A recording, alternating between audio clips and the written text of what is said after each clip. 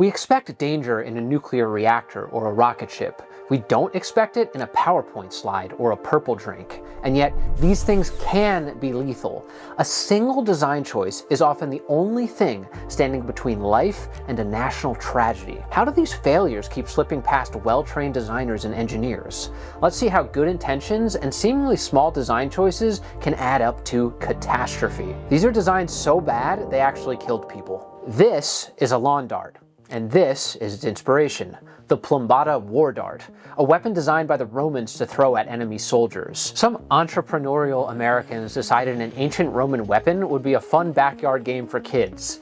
In the 1950s, this all made sense on paper. Kids like darts, kids like to throw things, and we had a country full of wide open lawns and millions of bored children with zero parental supervision. But how did we overlook the fact that kids would eventually get bored of easy targets like these, and instead move to more dynamic targets? To understand that, we need to understand the people designing these things. During World War II, infantrymen spent their off time in pubs playing games like darts to blow off steam and have fun. After the war, many of these soldiers went on to advertising, marking the Mad Men era. They built the American consumer economy, and that same mentality of boozing, womanizing, and playing with weapons is the cultural backdrop that led to lawn darts. If you look at it that way, a game this dangerous almost feels inevitable. Safety just wasn't a concern. Lawn darts are satisfying. They hit the same pleasure circuit as any good tool. There's that weight, the momentum, the impact, the feedback. It's the rush of sticking a bullseye with darts, or slicing a toy lightsaber through the air. You're basically feeding the caveman part of your brain that loves smashing things with tools. I mean, sure, we were basically handing javelins to children, but who cares? It's fun, right? Plus, young boys have an almost supernatural ability to turn just about anything into a weapon. They weren't raising kids to be soft back then, after all. As they'd probably say in the 1950s, boys will be boys. You're not thinking, if I throw this thing at Timmy, he'll die. You're thinking, hey, Timmy, watch how far I can throw this, before nearly stabbing him by accident. After about 6,000 hospital visits and a handful of deaths, lawn darts were banned. But you can still order vintage ones on eBay, but you probably shouldn't. Even today, we defend very obviously dangerous toys. We call it play, but all you're really thinking about is getting that dopamine rush. This level of design negligence isn't limited to the past either. It's still happening today, and it's not even uncommon. Imagine this. You're 4 years old, it's a blistering hot day, you've been playing outside in the sun and pop inside for a quick drink. You can't read yet, but you know a picture of an orange usually means orange juice. So you grab the first fruity bottle you see in the pantry. It smells good and you take a big gulp, but suddenly your throat is burning. Some designs lead to mistaken identity. This is Fabuloso floor cleaner. Designed so poorly, people actually drank it. The packaging was the problem. Bottles looked just like fruit juice in both shape and color. Just look at these hand grips. They're very similar to the ones you see on sports drinks. The company also used bright, fruit-forward images that look just like juice labels. Even the cap looks more like a soda cap than a chemical cleaner. Overall, the packaging hints at food, not something that burns skin and poisons your body. And apparently it smells really nice. Most cleaners like Lysol come with a heavy chemical smell. But Fabuloso smells like a fruity drink. According to an actual doctor, it doesn't taste terrible either. Watermelon, peach, and pineapple are all scents you'd associate with drinks, or at the very least creams or soaps, not a toxic detergent meant for a dirty mop bucket. In grocery stores, cleaners have their own aisle, but at home, they might go in a pantry or a kitchen next to actual food. When you're at home after a long workday, your brain just sees purple, clear bottle, fruit graphic. It takes a mental shortcut and completes a pattern. I want that purple stuff. It took more than 100 poison control calls before Fabuloso decided to change something. So you're thinking, oh, they must have done the obvious, right? Just change the packaging to look more like floor cleaner. Nope. They added this tiny little mop bucket to the background of the labels. Surely a thirsty and discerning 4-year-old will stop and appreciate the label art before taking a swig. And remember these? Most people over the age of 10 probably wouldn't consider this a candy, but when the internet caught wind of this, things got stupid. It's easy to look back and shake our heads at dumb teens, but it's already happening again. There's a trend of pranking family members into thinking you're drinking Fabuloso floor cleaner, and a company in Mexico is even making novelty drinks that look like the cleaner. Memes aside, if you design a poison to look like food, a few people will eventually eat it, especially when you have millions of people using that product. When you put a tiny little do not drink warning on something that looks like a drink, don't act surprised when somebody accidentally ignores that label and eats it anyway. And don't act surprised if you can't find this channel again in the future. So hit the subscribe button to get reminded when I post my next video. That was a nice transition. Come on, admit, subscribe. Or don't, I don't really care. Anyway, understanding the human behaviors and mental shortcuts we take is a theme that carries over into the next bad design. In the mid-80s, Volkswagen had a PR nightmare. Their Audi 5000 model was acting really strange. The cars were accelerating rapidly and launching themselves through garages and storefronts completely unprompted. It was something straight out of a Stephen King novel. Audi investigated. The NHTSA investigated. They left no stone unturned, even tirelessly studying the floor mats as the potential culprit. But they couldn't figure out what was causing these cars to rapidly accelerate as if they were possessed. Things got really weird and confusing when the brakes in the Audi 5000s worked just fine on crash sites. So what happened? Americans happened.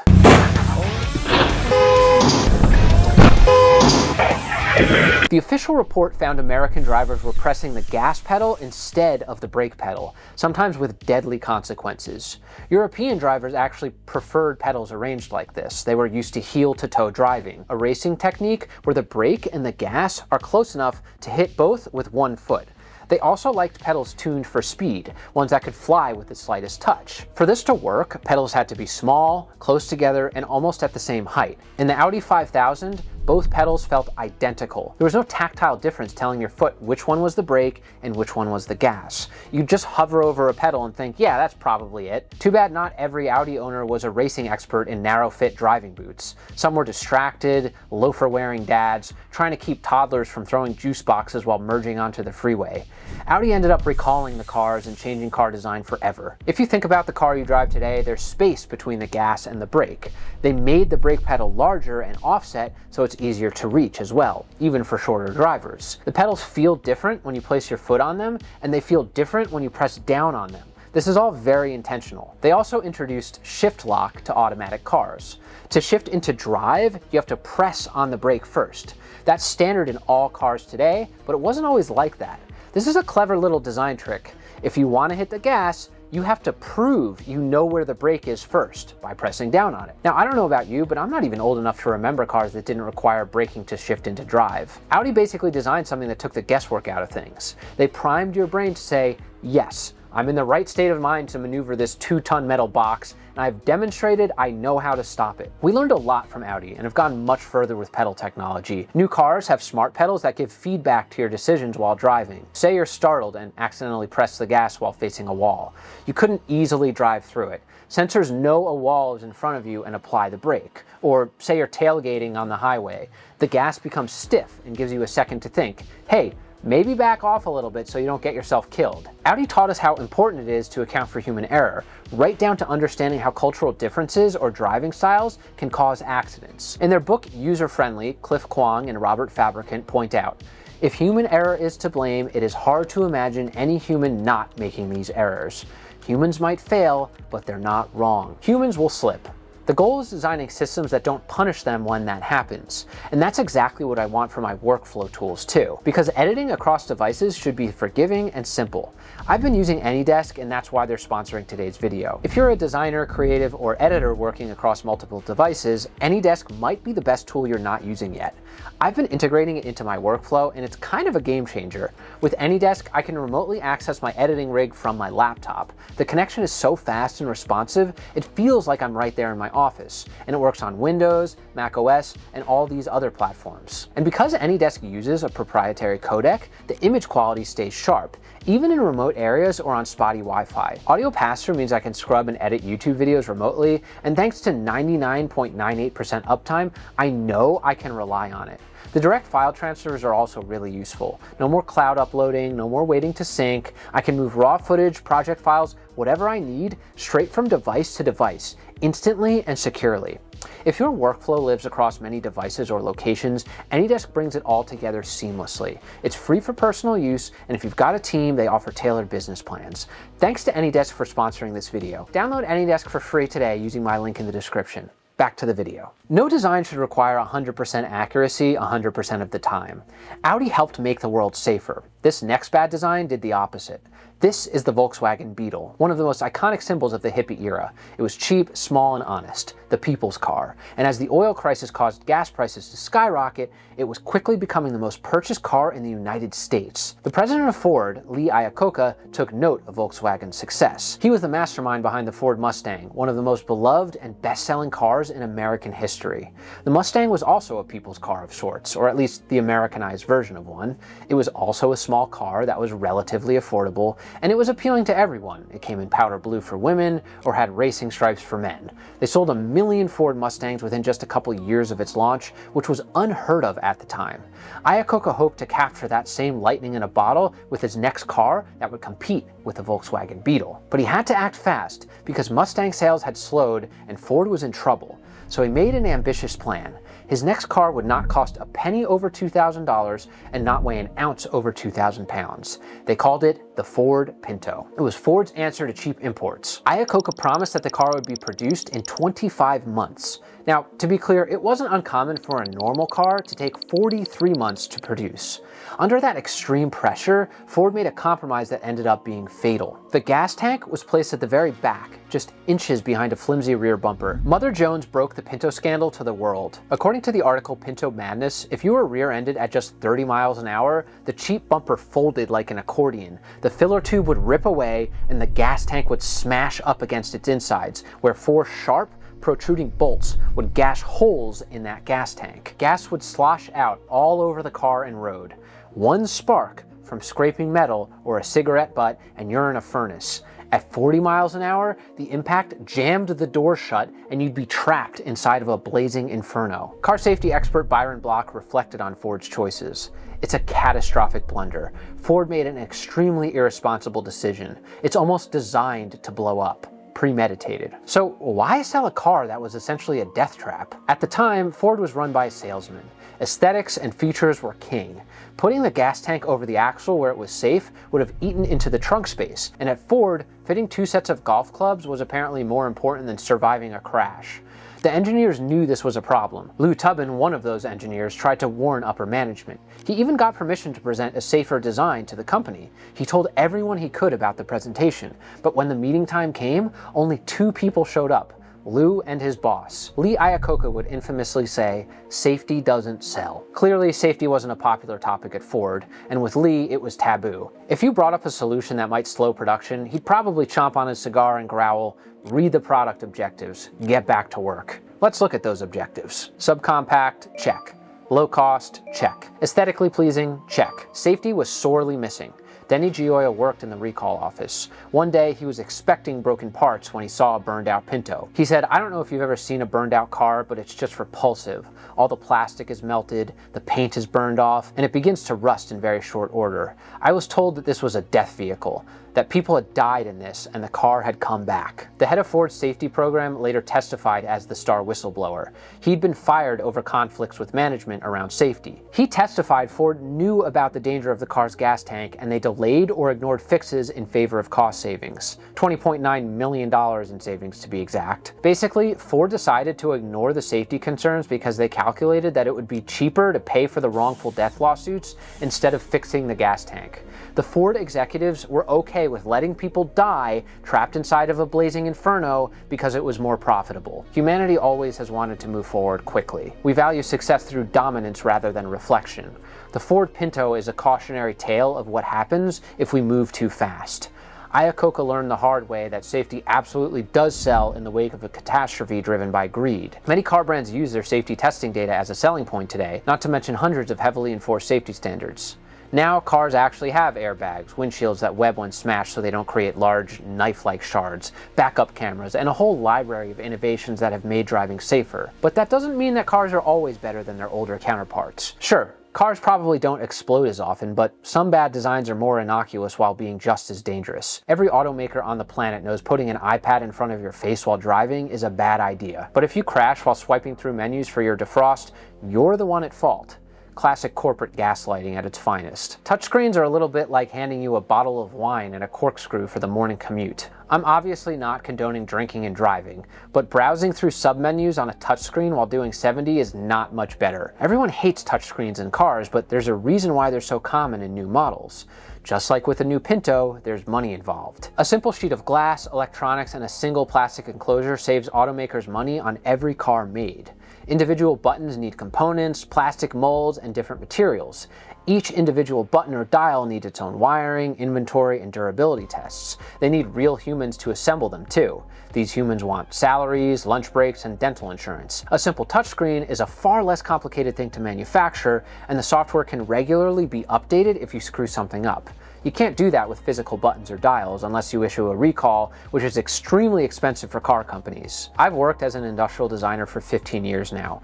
I have no doubt the moment UX designers saw these design proposals, they said, "This touchscreen will kill people." But certain death is an easy sell when the C-suite is more excited about that weather widget you just came up with. You can even add Netflix. Apparently turning on windshield wipers is less important than catching up on your favorite TV series. And surely it's not like those screens ever lag or freeze or crash while you need them, right? Say you're on a windy mountain road. It's whiteout conditions. The roads are sheer ice and the wind's trying to blow you off a cliff. Your windshield starts to fog up. You need to act before it frosts over. Luckily, you have a passenger today. You start barking orders at them, guiding them through 3 levels of submenus. But you can't remember if defrost was under climate, vehicle, or quick settings. Even if you know exactly what icon you're looking for, it's hard to mentally recount all the menus and controls when you can't peel your eyes off the road. Luckily, they find the little fan icon. They tap it. But there's another problem. All these other controls need to get turned off first. Max defrost doesn't work in eco mode, so you have to turn that off too. And whoops, their finger slipped. That turned off the seat heaters. You might as well just do it yourself. You reach over half distracted and your screen freezes. God damn it. Before touchscreens, that was a 5-second task. In that time, you travel a few hundred meters. If you do that same task on a touchscreen, you might as well be watching TikTok videos while driving.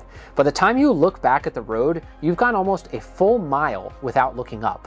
It's crazy to think that 90% of us don't even want touchscreens in our car, yet very few automakers plan on bringing back real buttons. Most companies already know how much they can save by eliminating buttons. That's why we keep seeing narratives like touchscreens are the jewel of any interior. How many more collisions do we need before we admit we're just doing the Pinto thing on a much larger scale? This is the control room at 3 Mile Island. It's a nuclear power plant in Pennsylvania.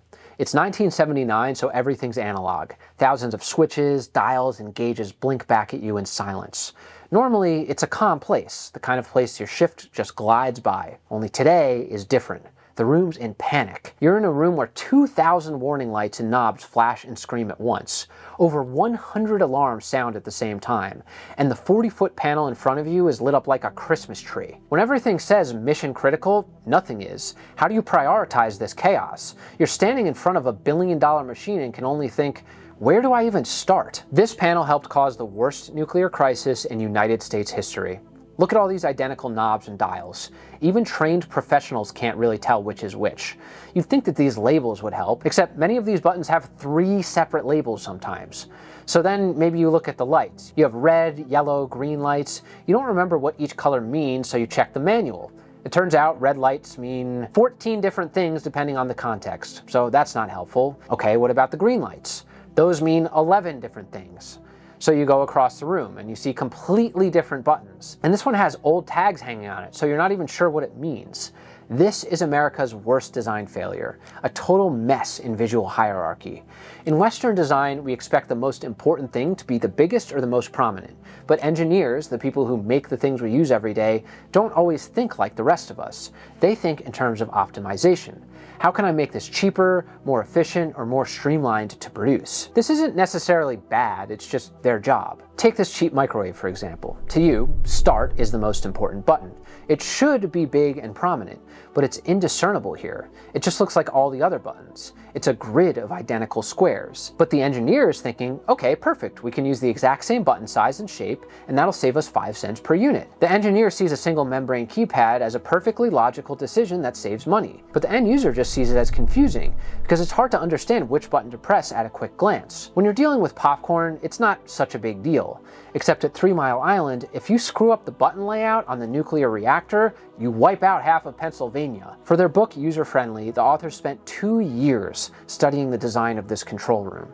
They found that nothing really made sense. It's almost like someone put the controls in a hat and pulled them out one by one before placing them randomly. Valve controls were next to elevator levers. There was just no logic to it. So back to our emergency at hand. All these sirens and lights are going off like a Christmas yard display. How do you find the one thing wrong when the machine is telling you there are thousands? The operators needed to keep an eye on the core temperature, but this is the 70s. There aren't any high-def screens showing the temperature, and you can't just check it on an app. Instead, you need to print out temperature readings on a good old paper printer. Except the computer didn't understand temperatures as high as these, so all it does is print out a bunch of question marks. So why were these smart and ostensibly well-trained men so confused? What happened was a valve got left open during cleaning. Maybe you've walked out of your kitchen without shutting your fridge and it starts to beep. It was kind of like that. The system was trying to let the operators know that the valve was left open, except that beep was wired by an engineer who didn't account for common human error. While this is happening, the fuel rods were slowly turning into radioactive hot lava. This is the light for the PORV, the pilot operated relief valve. When things get too hot, a valve opens to let out steam. When things cool down, it shuts. Pretty simple. Except the light didn't tell you whether the valve was open or closed. It only said the system had sent the command to open or close the valve. And in this case, the valve was manually stuck open. Engineers expect parts to fail, but no one thought of that happening. The only way to know if the valve was open or closed was to physically check and risk turning into a radioactive human glow stick. The final report was published months after the disaster. They found thousands of factors compounded into what was called an inevitable catastrophe. A bad interface was just the tip of the iceberg. These operators were veterans, the best of the best from the nuclear sub-program. They were trained for this disaster, but they were also products of the Pinto era. Training was basically, hello, welcome to your first day. Here's your machine. This is how it should look. Let's hope it stays this way. Have a great 40-year career. To put that into perspective, I was an ocean lifeguard for a few years. Rescues really only happened every week or two, and they'd usually be over in 10 minutes. But we'd spend hours drilling emergencies and training. In the nuclear industry, you only needed to spend 6% of training in a simulator. Think about that, 6%. And it was mostly for demonstrations, and it was done in something that didn't even look exactly like the control panel they were working with. After this training, you could forget everything you learned. Then there's the control room layout. Apparently, the control rooms were built last, as a complete afterthought. To save money, the company just duplicated the rooms for Reactor 1 and Reactor 2. They were mirror images of each other. So what happens when you look in a mirror? Everything is flipped. So say you learn the ropes in Control Room 1. Your next shift is in Control Room 2, where everything is backwards. This makes sense from an engineer's cost savings perspective, but it's an absolute disaster waiting to happen. It's like driving a car with the gas and brake pedals swapped. The second your mind wanders, you're pressing down on the wrong pedal at a red light. 3 Mile Island was a catastrophe, but it forced us to start asking, what does the human need to understand in this scenario, rather than how do we mold humans to this machine? We learned a lot from it. First is training. Operators don't just finish training now. They go back into simulators every 6 weeks for their entire careers. It helps the unthinkable become routine. Then there are errors. The industry as a whole killed the Christmas tree effect on lights and alarms. Alarms are not irrelevant announcements anymore. Before, alarms would sound just to announce a pump was on. Now, they're strictly used as commands telling the operators they must act. Red lights used to have 14 different meanings. Now they only mean one thing: danger. Labels used to show irrelevant information like part numbers. Now they're strictly labeling a specific control. And now there are more logical flows. Say you have to put on a backup pump. Before, you had to cross the room for step 1, then walk to a different spot for step 2, then go to another panel to do step 3. Today, it's all within arm's reach and exactly how you'd expect to follow directions, left to right, top to bottom, just like how people read in Western countries. There's also a lot more collaboration. In nuclear power plants, a single person can't make decisions alone. Just like a pilot and a co-pilot, operators work together. Cliff Kwong observed this at 3 Mile Island in 2016. When workers would go to confirm a crucial reading, they went in pairs. One would do an action, the next one would confirm the action. The first one would confirm the action had been done right, and then the second one would as well. And the last thing is feedback. When you press a button, you expect there to be some kind of response. This is so fundamental to the human experience. When you swing an axe at a piece of wood, the immediate feedback is that it cuts the wood. If you eat a big meal, the feedback is that you feel full. So when you push a button in a nuclear power plant, the button should give you feedback by telling you what just happened. Feedback is foundational to good design. We're all prone to the same mental shortcuts, and the final catastrophe was compounded by all the factors that led to it. But that's on Earth. How do you train for a disaster when you're 250 miles above the planet and you're cut off from mission control? The year was 2003. As Space Shuttle Columbia re-entered Earth's orbit, it exploded. People were quick to find someone or something to blame. One Yale professor said a poorly designed PowerPoint slide caused it. Edward Tufte was one of hundreds of experts who analyzed over 5,000 factors that contributed to the disaster. Let's play a game. Read this slide and tell me what you see. You probably read the headline, not exactly sure what it meant, and sort of skimmed the rest. And if you're bored reading this, imagine the presentation. It's being read by a bunch of awkward rocket scientists about a piece of foam hitting the wing. Review of test data indicates conservatism for tile penetration can cause significant minor variations in tonal energy above penetration level can cause significantly outside of test data. What they really need to be saying is, dude, some foam hit the wing and we think it might cause the space shuttle to crash. We'll never know how this slide was presented, but I do agree with a lot of what Tufte says. This is a very poorly designed slide, and PowerPoint can be a terrible medium for communicating information. The headline says nothing of importance. The presentation text is peppered with jargon and slang like SOFI, which means foam, by the way. The word significant gets repeated to the point that it means nothing anymore. If everything is significant, then nothing is. But the most damning line is buried at the very bottom in tiny text. This. It should say, the impact of the foam hitting the wing was 600 times larger than anything we've ever tested for. We don't know if we can land this thing. Except it doesn't say that at all. It would have been better to just have a slide that said, wing was hit, we don't know if the shuttle can land safely. What we say is important, but so is how we say it. The engineers didn't have pictures to show the actual wing damage, so instead they probably played to what they knew. Numbers.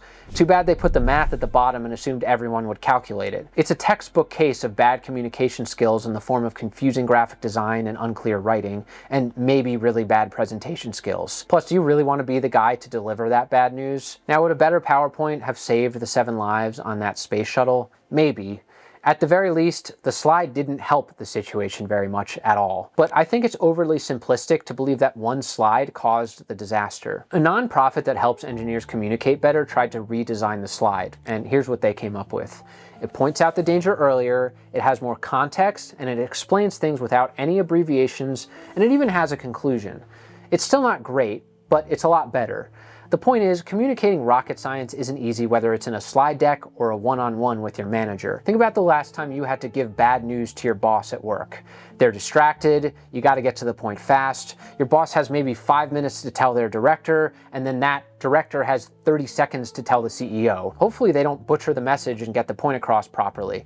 By the time it gets to the CEO, the message that the wing is melting becomes, the paint looks great. Nobody wants to be the one who drops the bad news. Plus, you're usually talking to someone with completely different priorities and skill sets. If I'm talking to a designer, I use a very different vocabulary than when I talk to a business owner or an engineer. Less than an hour after the tragedy of the Columbia Space Shuttle, we were already asking what caused this. We want immediate, simple answers. But when it comes to a disaster as complex as this, there's no way we can pin it down to a single PowerPoint slide or a single person. We like to do that because then you can just sue that person. But Don Norman, one of the great design thinkers of our time, argues that our brains are evolutionary wired to think like this. It's called linear causality. He says we crave simple A to B story. It's very human to try and find a single cause. You eat a weird fruit, you get sick, and you avoid that fruit forever. It's a great survival heuristic for avoiding poison berries. With Fabuloso, we want to blame the bottle designers, with the Pinto, corporate greed, and with the Audi 5000, the stupid American drivers.